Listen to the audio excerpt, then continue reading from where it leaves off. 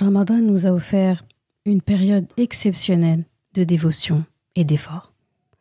Mais ce n'était pas une fin en soi. C'était plutôt un début ou une réaffirmation de ce que nous pouvons faire chaque jour de notre vie.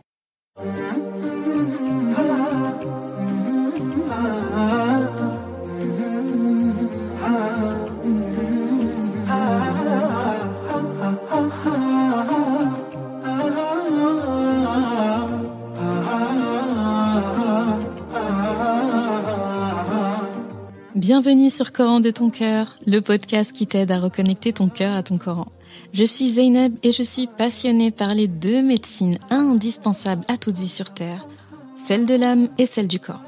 Je suis donc enseignante de Coran et interne en médecine générale. Voilà plus de 10 ans maintenant que j'enseigne aux femmes à lire, à apprendre, à comprendre et surtout à vivre leur Coran au quotidien en reconnectant leur cœur au Coran. Car oui, j'ai la ferme conviction qu'un cœur connecté au Coran est capable de redistribuer à tous les organes du corps l'amour pour Allah, l'envie de lui plaire et d'agir dans le bien. C'est pourquoi à travers ce podcast, je compte redonner chaque semaine un nouveau souffle à divers pans de ta vie au regard de ton Coran. Prends ce temps pour toi et belle écoute. Assalamu alaikum wa rahmatullah. J'espère que tu te portes bien, ainsi que tout le monde chez toi. Alors très contente de revenir avec les épisodes classiques. Ça y est, les épisodes classiques reprennent, les épisodes habituels du podcast. Et il s'agit là de notre épisode numéro 42. Donc on en a eu pas mal, en ne comptant pas bien sûr les hors-séries sur la Telcaf et les rediffusions qu'on a pu avoir, les Ramadan Prep, les essentiels. Voilà, on en est à notre 42e épisode, Masha'Allah. Alors avant d'avancer plus loin, c'est aujourd'hui l'épisode où j'annonce normalement le gagnant ou la gagnante du concours, le quiz, qui te donnait justement la possibilité de gagner une Umrah avec l'agence Made in Voyage. Bien sûr, les départs se font à partir de Paris, donc peu importe où tu te trouves en France ou dans le monde, le départ se passe à partir de Paris, Inch'Allah.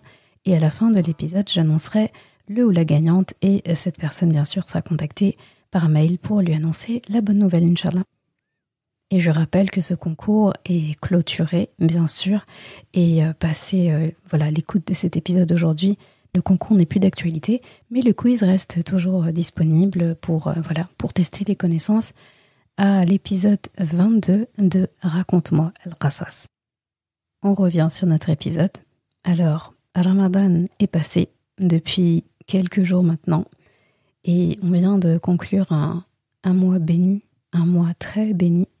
Et avant de parler justement de l'après-Ramadan, de ce qu'on peut en tirer et notamment de la constance, une notion dont j'ai vraiment envie de parler dans cet épisode, je te laisse avec les ayats qui ont motivé l'épisode du jour. Bismillahirrahmanirrahim. إن الذين قالوا ربنا الله ثم استقاموا تتنزل عليهم الملائكة ألا تخافوا ولا تحزنوا وأبشروا بالجنة التي كنتم توعدون نحن أولياؤكم في الحياة الدنيا وفي الآخرة ولكم فيها ما تشتهي أنفسكم ولكم فيها ما تدعون نزلا من غفور رحيم ومن أحسن قولا ممن دعا إلى الله وعمل صالحا وقال إنني من المسلمين. Ceux qui disent notre Rabb est Allah et qui se tiennent dans le droit chemin, istaqamu, les anges descendent sur eux. N'ayez pas peur et ne soyez pas affligés, mais ayez la bonne nouvelle du paradis qui vous était promis. Nous sommes vos protecteurs dans la vie présente et dans l'au-delà, et vous y aurez ce que vos âmes désireront et ce que vous réclamerez. Un lieu d'accueil de la part d'un très grand pardonneur, d'un Rahim. Et qui profère plus belle parole que celui qui appelle à Allah, fait de bonnes œuvres et dit « Je suis du nombre des musulmans ». Surat Fussilat, ayat 30 à 33. Alors ce sont des très très belles ayats que j'ai décidé de sélectionner pour nous parler justement de... déjà ça nous parle du paradis, ça nous parle de l'au-delà, ça parle de récompense, ça parle de ceux qui ont décidé de dire « Nous sommes des musulmans, nous faisons partie des musulmans ». Ça parle du grand accueil qu'Allah subhanahu wa ta'ala, grand pardonneur et rahim, en fait, fait pour nous au paradis. Donc on voit que l'attribut ou les attributs qu'Allah subhanahu wa ta'ala veut vraiment mettre en avant pour l'accès au paradis, c'est son grand pardon, sa grande capacité à nous pardonner malgré tout, et sa rahma, toujours la rahma. C'était le cas au début et ce sera le cas à la fin éternelle. Et j'aime aussi ce passage parce que les anges nous accueillent ce jour-là en nous disant « N'ayez pas peur, ne soyez pas affligés ». Donc on parle encore une fois de la tristesse et de la peur. Et ce sont des notions qui reviennent souvent. D'ailleurs, pendant Ramadan, avec la série « Raconte-moi Al-Qasas », on a beaucoup parlé de ça. C'est quelque chose que Allah subhanahu wa ta'ala met en lumière comme émotion dans cette belle sourate qu'est Al-Qasas. Et je trouve ça beau que ce jour-là, le jour de la résurrection, aux portes du paradis, les anges vont nous redire cette phrase que Allah subhanahu wa ta'ala a dit par exemple à la maman de Moussa alayhi salam en lui disant « Wala takhafi, wala tahzani » Eh bien, j'avais raison de te dire que Al-Qasas, tu dois te sentir concerné et que c'est un récit dans l'histoire de ta vie parce que Yawm al-Qiyamah, aux portes du paradis, Inch'Allah, eh bien, pour ceux qui seront en tout cas les bienheureux, et on demande à Allah subhanahu wa ta'ala d'en faire partie, donc ce jour-là, tu auras l'exclusivité, la chance, le privilège, l'honneur d'entendre les anges te dire, avant qu'Allah subhanahu wa ta'ala t'accueille au paradis, « Alla takhafu wa la tahzanu, wa la takhafi wa la tahzani ». C'est exactement la même phrase, juste conjuguée au pluriel de ce qui a été dit à la maman de Moussa alayhi salam. Je trouve ça vraiment magnifique en fait. C'est l'histoire en fait qui repart vers son contexte.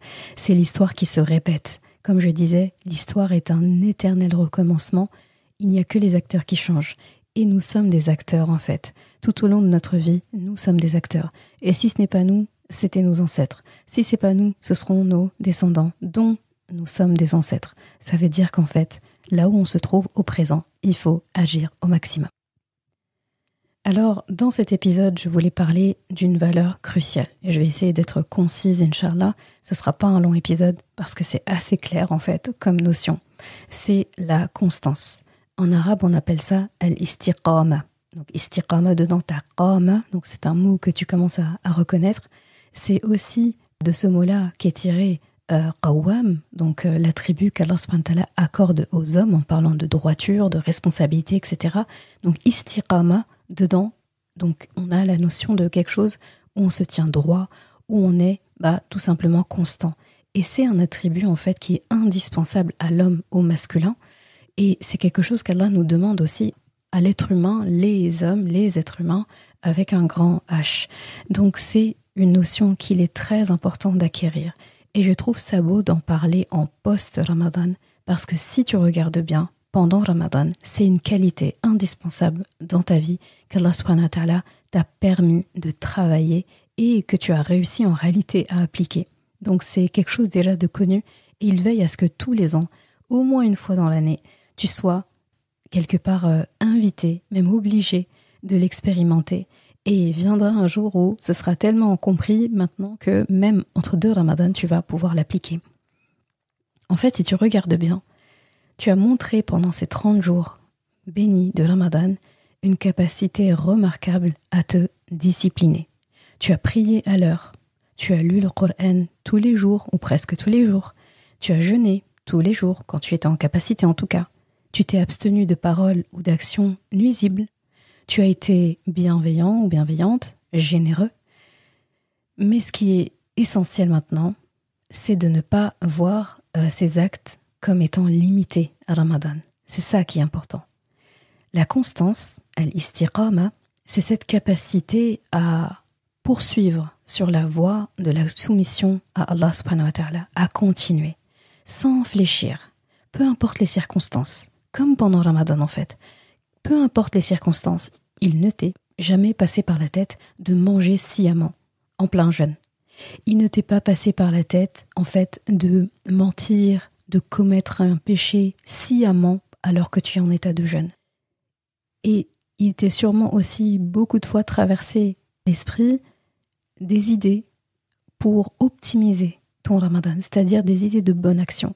Si tu n'y as pas pensé, quelqu'un t'en a parlé, tu l'as vu sur les réseaux sociaux, tu l'as reçu par message. Et en général, ton esprit naturellement va vers l'envie de faire des bonnes actions. En aumône, en prière, en bonne action, peu importe. Tu avais le cœur qui allait plus vers qu'est-ce que tu pouvais faire de bien que qu'est-ce que tu peux faire de mal. Et pour cause, comme on le sait, les portes du paradis sont ouvertes pendant Ramadan, les portes de l'enfer sont fermées, les démons sont enchaînés. Donc tout est propice à ce que tu fasses du bien et que tu t'éloignes du mal et que tu entraînes ton âme en fait à tendre plus vers le bien que le mal. Donc comme tu vois, quand on en parle comme ça, on se rend compte que c'est beaucoup de belles habitudes qui ont été mises en place et que là, normalement, ce qui te vient en tête, c'est le mot gâchis, gaspillage. Vraiment le gâchis. De quitter ce mois et de retourner exactement à ce qu'on faisait avant. Ou en tout cas, sans ces bonnes actions et bonnes résolutions qu'on a prises pendant Ramadan. C'est le gâchis, en fait, de faire ça littéralement. Et c'est très important d'avoir ça en tête, de faire ce constat-là. Là, Ramadan est parti depuis pas très longtemps, d'accord ? Et c'est encore l'occasion de rattraper un petit peu cette corde en fait, qui nous est laissée en post-Ramadan pour justement la tendre bien fermement jusqu'au prochain Ramadan. Et tu vas voir que ça va arriver très vite. Regarde comment Ramadan est vite parti. Regarde comment l'année passée est vite partie. On a l'impression que d'année en année, ça va de plus en plus vite. Donc il te reste 11 mois d'ici le prochain Ramadan. Et il ne faut pas perdre du temps. Et il ne faut pas gaspiller, d'accord ? On sait que c'est pas bon le gaspillage. C'est mauvais le gâchis. Eh bien, on va tout faire pour ne pas tomber là-dedans. Et donc, Allah nous dit dans le Coran, dans Surat Hud, ayah 112, « Demeure sur le droit chemin comme il t'est commandé. Fastaqim kama umirt. » Fastaqim kama umirt, c'est très important. C'est une ayah qui interpelle par sa notoriété, par sa puissance. C'est une ayah dont Rasulullah sallallahu alayhi wa sallam dit qu'il l'a blanchie. Et dit que cette ayah l'a blanchie. Elle lui a donné des cheveux blancs, au sens vraiment propre et figuré du terme. Tellement, en fait, cette ayah lui a fait peur, dans le sens, il y a tellement de responsabilités, alors que Allah, dedans, parle à Rasulullah. Fastaqim kama umirt. Istiqama, debout, constant, on peut le dire comme pour dire, là où Allah t'a mis, t'a positionné, tiens-toi droit. Accomplis les choses avec droiture, accomplis les choses avec constance. C'est pas anodin quand même comme notion. Et donc, c'est une ayah qui nous invite à une fidélité constante envers nos engagements dans l'adoration, nos engagements spirituels pour Allah subhanahu wa ta'ala. Et le prophète sallallahu alayhi wa sallam, toujours, nous a enseigné par son exemple que peu importe la période de l'année, ses actions étaient régulières et constantes.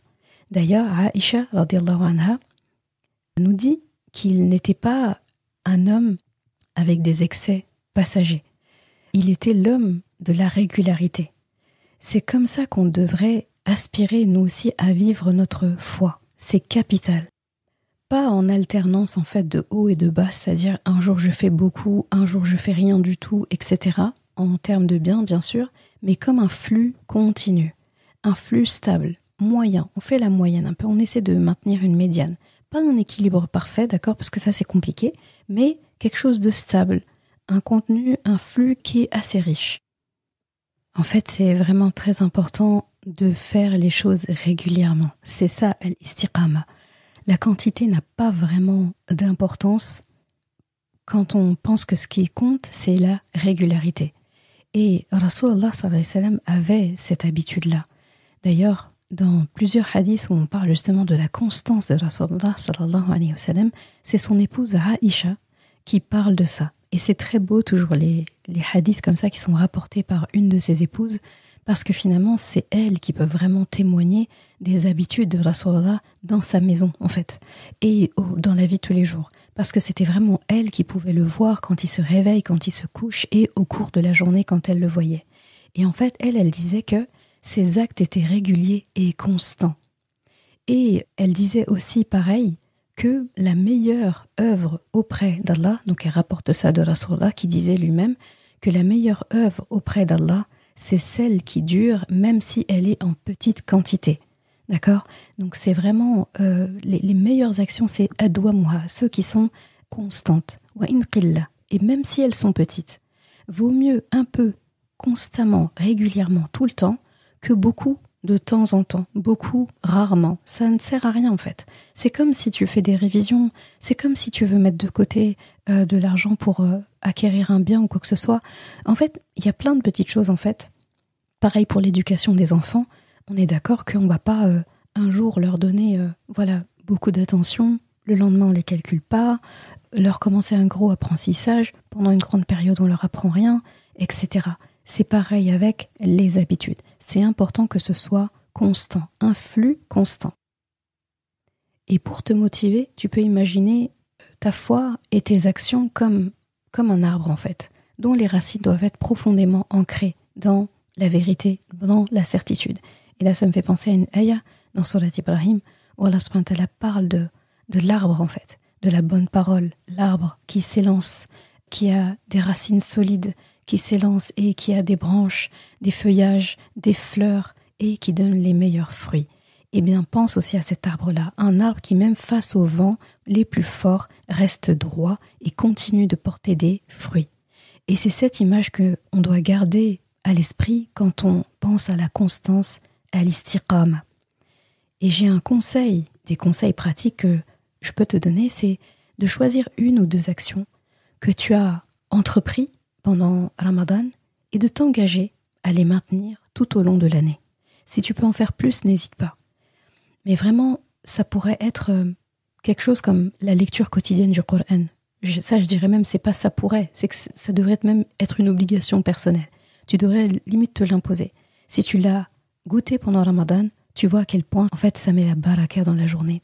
Donc tous les jours. De toute façon, si tu écoutes le podcast, tu as envie de lire le Coran tous les jours, j'espère.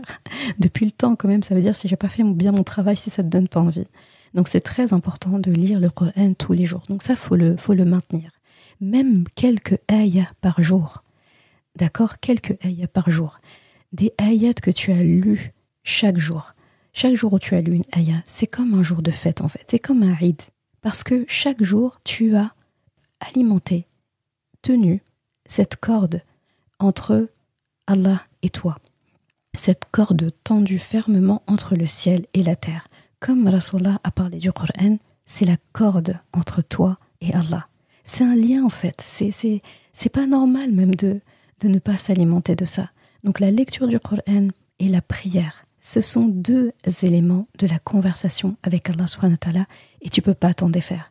Quand Allah t'a créé, il l'a dit, quand il a créé Papa Adam alayhi salam, il a dit فَإِذَا سَوَّيْتُهُ وَنَفَخْتُ فِيهِ مِنْ رُوحِي. Donc Allah a mis en nous une partie de son ruh. Qu'est-ce que le ruh ? Lui-même le dit dans le Coran, يَسْأَلُونَكَ عَنِ الرُّوحِ قُلِ الرُّوحُ مِنْ أَمْرِ رَبِّي. Ils te demanderont après al-ruh, au sujet del-ruh, dit al-ruh c'est l'affaire de mon Rabb. Donc ce qu'on sait de al-ruh, c'est que c'est un souffle divin. C'est quelque chose qui appartient en tout cas à Allah. Et il dit expressément dans le Coran qu'il nous en a donné une partie en nous. Ça fait partie de notre création. C'était, entre guillemets, l'ingrédient final. Donc on circule sur terre avec une partie d'Allah, en fait, une partie du ruh d'Allah. Et lui seul sait tout ce qu'implique un ruh et qu'est-ce qu'un ruh exactement. En tout état de cause, sans savoir qu'est-ce qu'est un ruh exactement dans son sens complet, on sait en tout cas que ça vient d'Allah, que ça lui appartient. Et on circule, on marche sur terre avec ça. À quel moment l'être humain a pensé qu'il pouvait vivre heureux sur terre sans alimenter ça ? C'est-à-dire qu'on a toujours quelque chose où on a besoin en fait de se raccrocher à Allah. Allah a fait de sorte en fait que quel que soit notre chemin de vie, nos aléas, notre âge, on recherche ardemment un lien fort. Ceux qui ont compris ça sauront que c'est ce lien avec Allah qu'il faut maintenir. Ceux qui ne le sauront pas, qui ne l'ont pas compris, à qui on ne l'a pas enseigné, vont vivre toute leur vie à rechercher, à être stimulés, à rechercher à combler un vide. Et tu le vois dans les comportements des gens qui ne sont pas croyants, qui ne croient pas en Allah. ils sont dans la recherche de quelque chose. Ils cherchent à établir un lien. Ils cherchent à nourrir quelque chose. Mais ils ne savent pas en fait. Et ils essayent de le remplir avec plein de choses. La famille, l'argent, la notoriété, la perte de temps, le divertissement, l'apprentissage de certaines sciences profanes, etc. à outrance. Et en fait, ils sont jamais heureux. Ils recherchent, mais ils sont pas heureux. Et même s'ils disent « Ah, je suis heureux et tout, c'est éphémère », à la fin, il manque quelque chose. Ça ne peut être rempli que par un lien avec Allah. Allah, avant de nous envoyer sur terre, il a mis en nous quelque chose qui va toujours vouloir se rappeler de lui. C'est comme ça. Eh bien, nous, on a cette chance, cette opportunité de le comprendre et d'avoir exactement ce qu'il faut pour nourrir ces liens avec Allah, pour remplir ce vide en fait qu'on a si on ne le nourrit pas. Et si on le comprend, Allah nous donne aussi la charge de le transmettre. C'est pour ça qu'il dit « transmettez ». C'est pour ça que Rasulallah dit « transmettez de moi ne serait-ce qu'une ayah ». C'est pour ça qu'on est la communauté qui invite au bien et qui invite les gens aussi à délaisser le mal. Parce qu'en fait, dès lors qu'on a ça, qu'on a compris ça, on ne peut pas laisser les personnes sans les aider à aller vers le Huda. On ne peut pas les laisser comme ça. C'est non-assistance à personne en danger. Ça ne veut pas dire contrainte les gens. Ça ne veut pas dire les fatiguer, les contraindre tout simplement. Mais ça veut dire être disponible, être à leur côté, les écouter, leur donner, en fait, leur proférer de bonnes paroles. Dans notre comportement aussi, on leur donne des choses. Quand on se comporte bien avec les gens, on leur donne, on leur transmet. Ce sera silencieux, ce sera indirect, mais c'est un don aussi de soi. Notre comportement est une signature au quotidien. C'est un don à l'humanité et il faut le nourrir. Et, machallah, on a l'occasion de le faire avec la constance.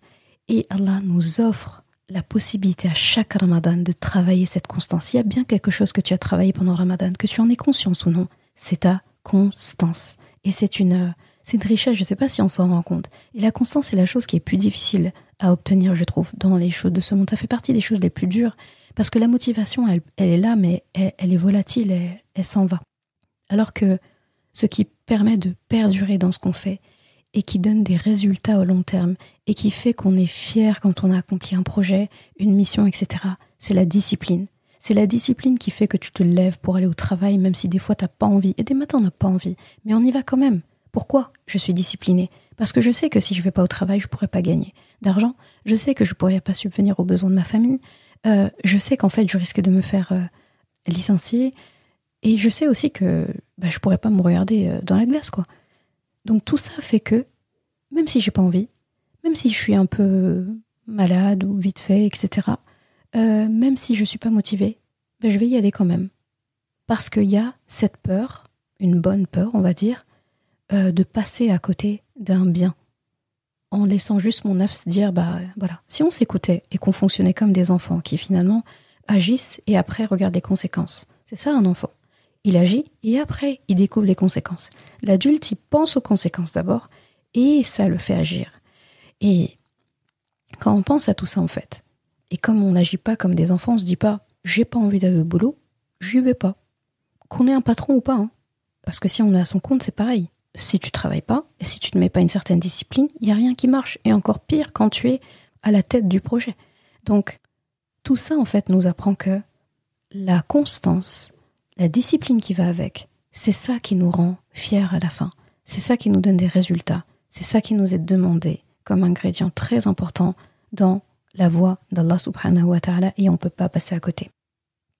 Donc je t'invite vraiment, comme je te disais, à choisir 1, 2, 3 actions que tu as entreprises pendant Ramadan. C'est très important que ce soit quelque chose que tu as goûté pendant Ramadan pour que ce soit logique en fait. Si c'est quelque chose que tu n'avais pas du tout fait, ça peut être difficile. Comme je t'ai dit, les bonnes habitudes, la période la plus facile de l'année pour les mettre en place, c'est Ramadan. Donc pendant Ramadan, tu as lu peut-être tout le Coran tous les jours, maintiens ça. Pendant Ramadan, tu as peut-être donné régulièrement de l'aumône, maintiens ça. Même si c'est 1 euro par jour. Qui nous a dit qu'il fallait attendre Ramadan ou des grandes actions, ou Eid al-Fitr, Zakat al-Fitr, Zakat al-Mal, les 10 jours de Dhul Hijjah, les jours comme Ashura, etc., ou jeûner, en fait, pour maximiser justement les hasanat, eh bien je fais de l'aumône. Si tu avais financé quelque chose pendant Ramadan, tu avais donné pendant les 10 dernières nuits ou pendant tout Ramadan, Mais qu'est-ce qui t'empêche en fait de maintenir? Moi, je connais des personnes, par exemple, machallah, j'étais très contente d'apprendre que, bon, je l'ai appris, on va dire, de manière indirecte, parce que les actions qu'on fait doivent rester secrètes, et c'est là qu'il y a le plus de portée et plus de hasanat auprès d'Allah et plus valorisé. Donc ça, c'est des tips aussi pour obtenir plus de hasanat. Eh bien, tous les jours, 365 jours de l'année, ces personnes donnent 1 euro, toujours à la même association, ou aux mêmes causes, ou à une autre cause, en variant 1 euro par jour. Ça handicape pas, en fait, 1 euro par jour. Ça fait 365 euros par an de dons, t'imagines? Et en plus, si t'es exonéré d'impôts dessus, etc., c'est tout bénef si tu veux. Mais c'est pour dire que c'est une petite action. Mais ce 1 euro-là, s'il tombe pendant une période de baraka, s'il tombe pendant la nuit, par exemple, s'il tombe un jour où Allah subhanahu wa ta'ala, il était disponible là, enfin il est toujours disponible, mais si c'était à un moment donné où il avait vraiment décidé de faire pleuvoir le maximum de baraka ce jour-là, si ça tombe un jour où tu as jeûné, si ça tombe le lundi ou le jeudi, les jours où les comptes sont présentés à Allah, où Rasulullah sallallahu alayhi wa sallam disait qu'il aimait être en état de jeûne ces jours-là, justement parce que les comptes étaient présentés à Allah. Les comptes de toute la communauté, de tous les êtres humains sont présentés à Allah ce jour-là. C'est pour ça qu'il aimait être en état de jeûne le lundi et le jeudi. Et aussi, il y a des bénéfices sur la santé, etc. Imagine si tu fais en plus du jeûne ce jour-là et tu fais de l'aumône, même si c'est 1 euro. Mais tu sais pas, ton euro, il va chiffrer combien auprès d'Allah subhanahu wa ta'ala. Toi, tu as l'impression de donner 1 euro. Lui, quand tu vas retrouver la balance de Hasanat Yom al-Qiyamah, tu vas pas comprendre l'histoire.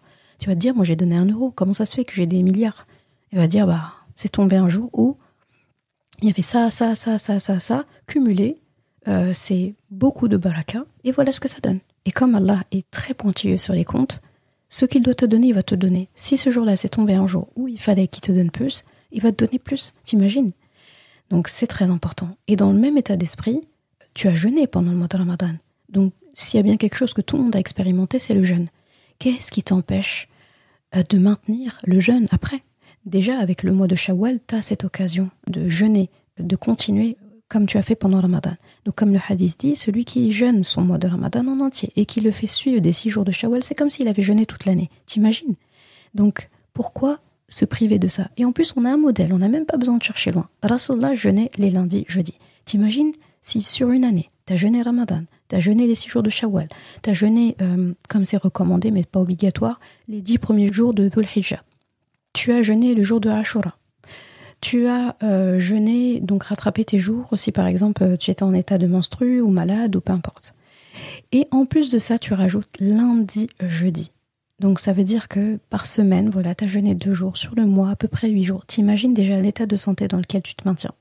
La vidange que tu permets, le nettoyage que tu permets à ton corps de faire toute l'année, le fait de gagner des hasanats, le fait en fait d'être en état de jeûne, un état où Allah subhanahu wa ta'ala aime tellement cet état, que en fait, limite, il n'aime pas faire retourner bredouille quelqu'un qui se présente à lui, quelqu'un qui lui demande, qui lui fait des doigts, quelqu'un qui fait des bonnes actions alors qu'il est en état de jeûne. Allah subhanahu wa ta'ala, il a cette pudeur en fait. C'est rapporté plusieurs fois dans des hadiths que Allah subhanahu wa ta'ala a une pudeur. Il a vraiment de la compassion pour la personne quand elle est en état de jeûne. Alors il faut forcer les choses, il faut forcer le destin, il faut écrire son destin quand même. C'est dommage de passer à côté. Donc le jeûne, on le maintient. Là, si Kaina, qui a fait un épisode avec moi, Ramadan Prep, on parlait de la santé, si tu passes par là, je sais très bien qu'est-ce que tu es en train de penser.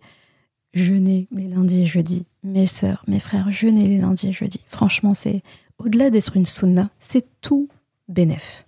Tout bénef. Donc voilà des idées d'action que tu peux maintenir, Inch'Allah, après Ramadan. Il faut vraiment pas hésiter.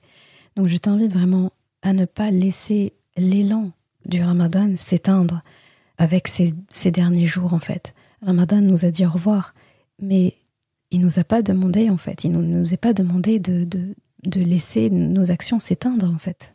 Avec le départ de Ramadan, et qu'est-ce qui se passe Ramadan d'après? Oh, Ramadan est revenu, oh j'en avais besoin, on en avait tous besoin. Mais est-ce qu'on a besoin parce qu'on est à court de jus et parce qu'on est épuisé et parce qu'on a besoin de raviver tout ça?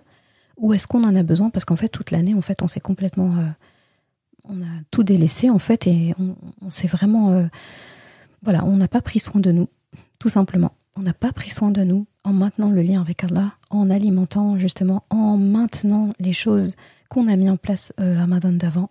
Et là, du coup, on recommence et on repart à la case départ. Et c'est dommage. Donc que chaque jour soit un pas de plus sur le chemin de la piété, de la proximité avec Allah. Et tu as besoin de proximité avec Allah, obligé. Et rappelle-toi que la meilleure œuvre est celle qui perdure, même si elle est petite. Donc je conclurai en disant que ce mois de Ramadan doit être, Inch'Allah, on demande à Allah subhanahu wa ta'ala que ce mois de Ramadan qui est passé soit le commencement d'une vie entière marquée par la constance, l'istiqama, dans l'adoration, dans la proximité avec Allah, notre Créateur, que notre foi, bi'idhnillah, ne soit pas seulement une flamme qui brille pendant un mois seulement, mais une lumière qui guide toute notre vie, entre les Ramadans et pendant les Ramadans. Inch'Allah ya Rab. Amin ya Rabbal Alamin. Eh bien, ça y est, il est temps de révéler le ou la gagnante pour le concours qui permettait de gagner une place de Umrah avec l'agence Made in Voyage. Donc, pour rappel, voilà, il y avait un concours qui se traduisait sous la forme d'un quiz à remplir, un quiz qui portait sur la série Raconte-moi Al-Qasas qu'on a eu le plaisir de suivre pendant ce Ramadan 2024. Et donc, aujourd'hui, c'est les résultats. Donc, j'ai tiré au sort. J'ai tiré au sort parmi les participants et participantes avec ceux qui avaient une note minimum de l'équivalent de 15 sur 20, on va dire. Il y avait une 21 questions, mais l'équivalent à peu près de 15 sur 20. Donc ça, je vous avais prévenu, parce que c'est très très important pour moi de valoriser les personnes qui ont pris le temps d'écouter les épisodes, qui ont pris le temps de bien répondre aux questions, et parce que c'est une Umrah, mashallah, ça se gagne. Donc mashallah, il y avait quand même, pour les personnes qui ont obtenu cette note-là, il y avait plus de 1100 participants qui ont eu plus de 15 sur 20, donc j'étais assez fière, très contente. Je me suis dit, ah oui, quand même, les questions... c'était ni des questions faciles, ni des questions difficiles, mais pour y répondre, quand même, il fallait avoir suivi la série. Donc, j'étais assez fière des résultats obtenus et je félicite tous les participants, qui que ça puisse être, quel que soit votre résultat. Le simple fait d'avoir rempli ce formulaire, ça dénote beaucoup de choses. Au-delà du fait de gagner une Umrah, ça dénote un intérêt, ça dénote aussi des gens qui ont forcément suivi le podcast ou qui ont écouté au moins un épisode. Et ça, c'est fort, c'est beau. C'est vraiment très bien. Et donc, j'ai tiré au sort. C'est pas facile émotionnellement de tirer au sort quand il y a un concours comme ça. Et d'ailleurs, j'en profite pour faire un aparté parce que je sais qu'il y a des personnes qui posent la question, est-ce que c'est halal de tirer au sort, etc. Faut pas confondre les jeux de hasard avec ce genre de concours-là. Ce qui est interdit, c'est quelque chose où il y a une mise de départ, d'accord ?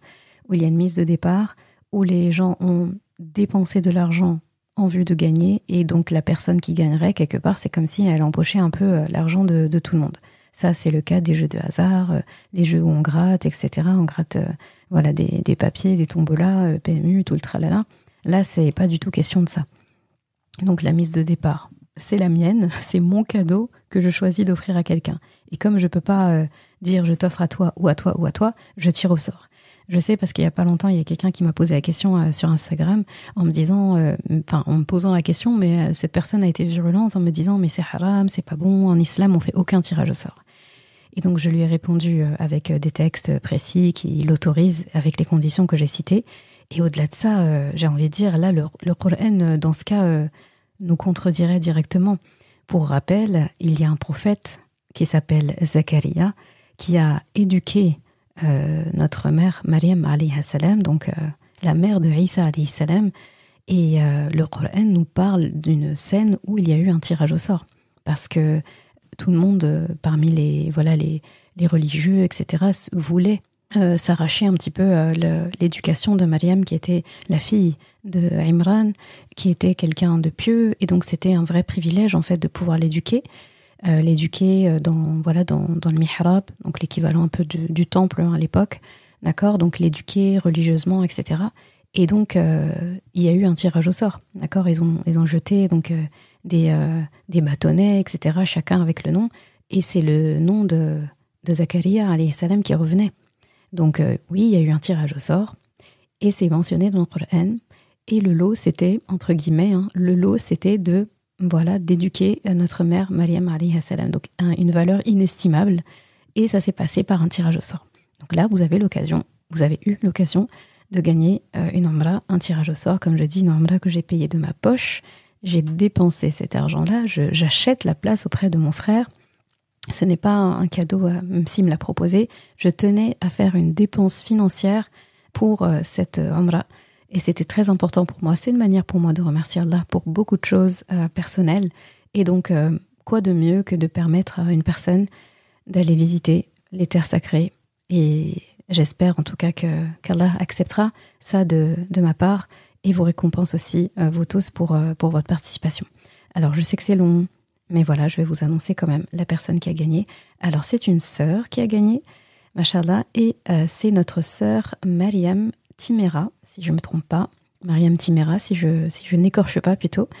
Et donc, elle se reconnaîtra peut-être, je ne sais pas de nom, parce que je ne sais pas s'il y a eu d'autres Mariam Timera parmi les participantes, s'il y en a eu plusieurs.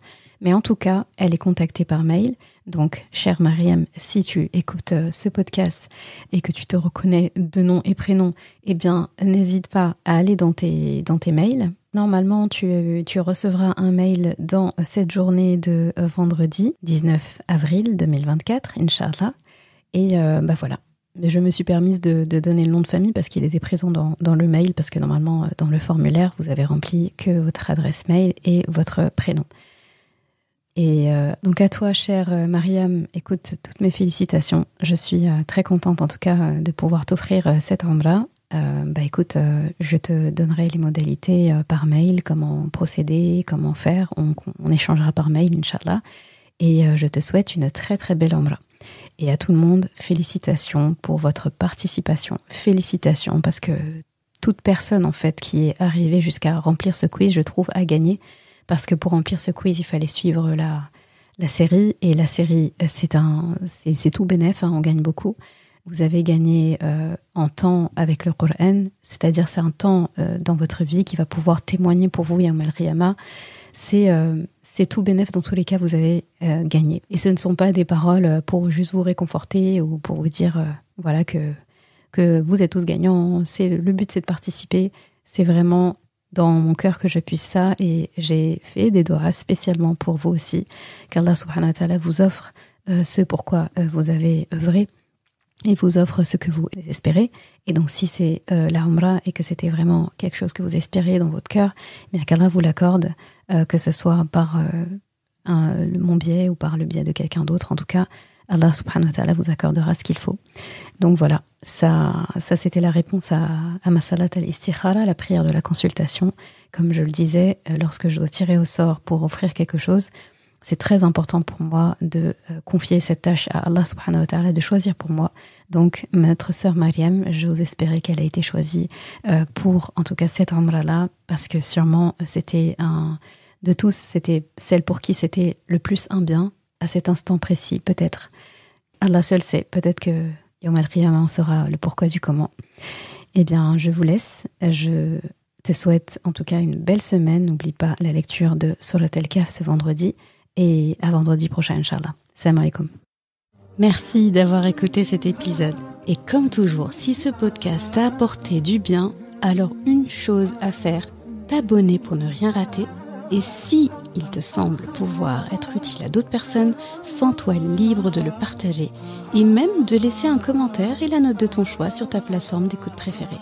Ce sera une belle manière de me faire savoir que ce podcast doit continuer et être écouté par le plus grand nombre. Je confie à Allah subhanahu wa ta'ala le soin de préserver ta foi, ton honneur et ton cœur. Je te laisse à présent passer un bon moment avec ton Coran et je te dis à vendredi prochain pour un nouvel épisode. Assalamu alaikum wa rahmatullah.